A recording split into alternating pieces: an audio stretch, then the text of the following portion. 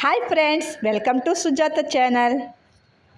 ఒకే బ్యాటరీతో 2 రకాల హెల్దీ బ్రేక్ఫాస్ట్ని తయారు చేసుకుందాం.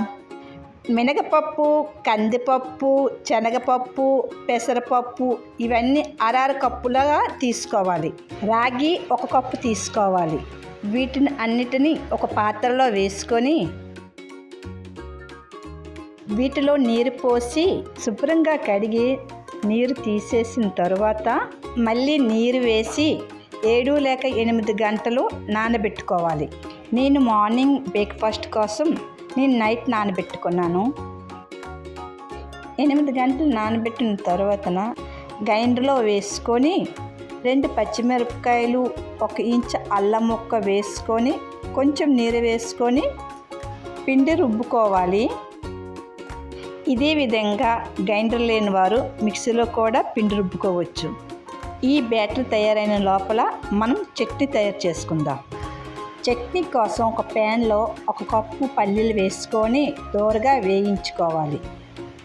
ఇలా వేగిన వాటిని ప్లేట్లో తీసుకొని పొట్టు తీసుకోవాలి.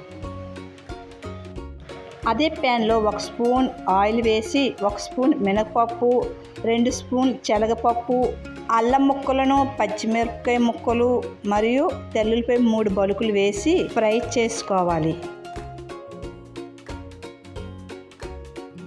ఇలా ఫ్రై అయిన వాటిని పల్లీల్లో వేసి వీటిని మిక్సీ పట్టుకోవాలి.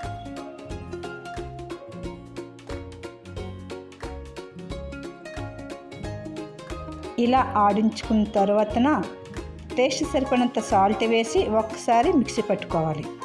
పోపు కోసం ఒక ప్యాన్లో ఆయిల్ వేసి ఆవాలు వేసి ఎండుమిర్చి, కరివేపాకు వేసి కొంచెం ఫ్రై అయిన తర్వాత ఇంగు వేసి ఈ పోపుని మిక్సీ పట్టిన పల్లీల చట్నీలో వేసుకోవాలి. పల్లీల చట్నీ రెడీ.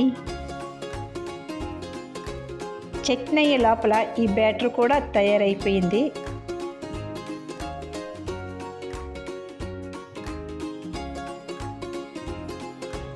ఈ బ్యాటర్తో 2 రకాల బ్రేక్ఫాస్ట్ తయారు చేసుకుందాం.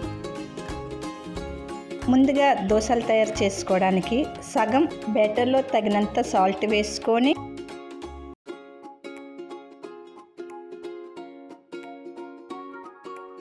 కొంచెం వాటర్ వేసుకొని ఇప్పుడు ఈ బ్యాటర్తో దోశలు వేస్తున్నాను చూడండి. ప్యాన్ హీట్ అయిన తర్వాత 1 గంటి పిండి వేసుకొని దోశ వేసుకోవాలి.